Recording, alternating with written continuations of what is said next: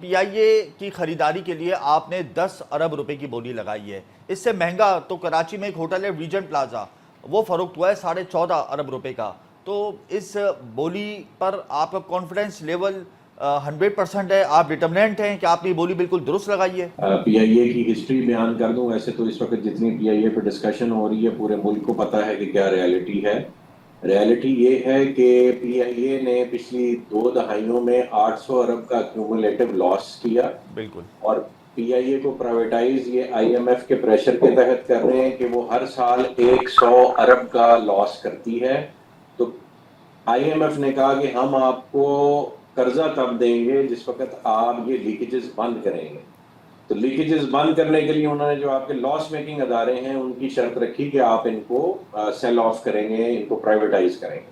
تو جس وقت پی آئی اے کی پرائیویٹائزیشن کی بات آئی تو 800 ارب کا لاس سرٹنلی کوئی بھی پرائیویٹ اینٹی وہ اس ملک سے تعلق رکھتی ہو یا بیرون ملک کی ہو, وہ اتنی بڑی لاس میکنگ انسٹیٹیوشن کو نہیں ٹیک اوور کرنا چاہے گا. تو انہوں نے اسمارٹلی 2 کمپنیز کریٹ کی, ایک پی آئی اے ہولڈ کو کے نام سے کریٹ کی, اور اس میں تمام جو قیمتی ایسٹس تھے پی آئی اے کے, جی. یہ لوگوں کو نہیں پتا کہ جو قیمتی ایسٹس تھے جس کی وجہ سے پی آئی اے پہ یعنی یہ گفتگو ہوتی ہے کہ پی آئی اے کے پاس بڑے ویلیویبل ایسٹس ہیں, وہ تمام ویلیویبل ایسٹس اس ہولڈ کو کمپنی میں پارک کر دیے گئے, اور 600 ارب روپے کی جو لائبلٹی ہے وہ بھی اٹھا کے اس ہولڈ کو کمپنی میں پارک کر دی گئی. اور ایگزامپل اس میں جو یہ روزویلٹ ہوٹل ہے نیو یارک والا, اور جو پی آئی اے کا مین ہیڈ آفس ہے کراچی والا, اور اس طرح کے بڑے بڑے جتنے بھی ان کے لینڈ مارک قسم کے ایسٹس تھے وہ سارے ہولڈ کو کمپنی میں لے گئے, اور وہ ہولڈ کو کمپنی نہیں یہ سیل کر رہے. سیل انہوں نے ایک چھوٹی کمپنی جو رہ گئی پیچھے بقایا وہ سیل کر رہے ہیں, جس میں کیا ایسٹس یہ گنواتے ہیں وہ ایسٹ لسٹ بھی ہم آپ سے شیئر کر دیں گے. اس میں مینلی پی آئی اے کا نام ہے, 200 ارب روپے کی لائبلٹی ہے, اور 20 جہاز ہیں جو اس وقت آپریشنل ہیں, جن کی ٹیکنیکل ڈپارٹمنٹ پی آئی اے کا اپنا یہ رپورٹ جاری کر چکا ہوا ہے کہ وہ مارچ 2025 میں پورا فلیٹ گراؤنڈ ہونے جا رہا ہے. یعنی مارچ 2025 میں پی آئی اے بند کر دی جائے گی.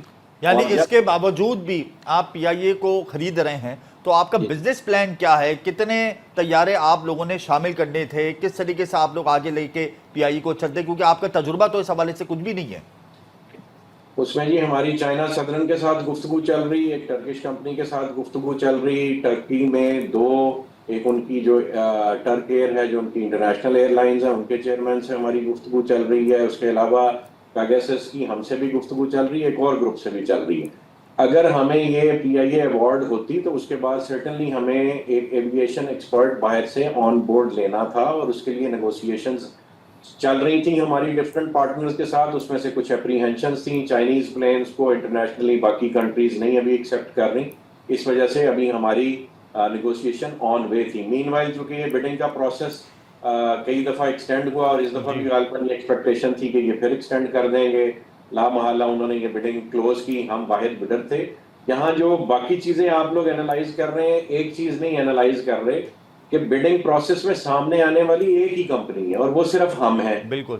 اور اب ہم پہ ہی ساری توپوں کا رخ کر دیا جائے, یہ بڑی نامناسب سی بات ہے کہ ایک ہی بڈر ہے جس نے ہمت دکھائی کہ وہ نیشنل فلیگ کیریئر کی پریسٹیج اور اپنی پریسٹیج اور اس ملک کی پریسٹیج بچانے کے لیے اس نے اپنی گردن پیش کی ہے اور سینہ پیش کیا, اور گولیاں کھا رہے ہیں ہم سب سے. سب ہمیں ہی معروض اسلام الزام ٹھہرا رہے ہیں, باقیوں سے نہیں پوچھ رہے نہیں کہ تو وہ آپ نے تو اپنی خواہش کے مطابق بٹ کی فیس جمع کرائی, آپ چاہتے تھے کہ آپ پی آئی اے خریدیں, آپ میدان میں آئے, یہ تو اچھی بات ہے. لیکن آپ نے جو رقم لگائی 10 ارب روپے کی, 85 ارب روپے کے عوض, وہ بہت کم لگائی ہے. تو کیا آپ کا پلان ہے کہ آپ نیگوشیٹ کر کے تھوڑا سا بڑھا دیں؟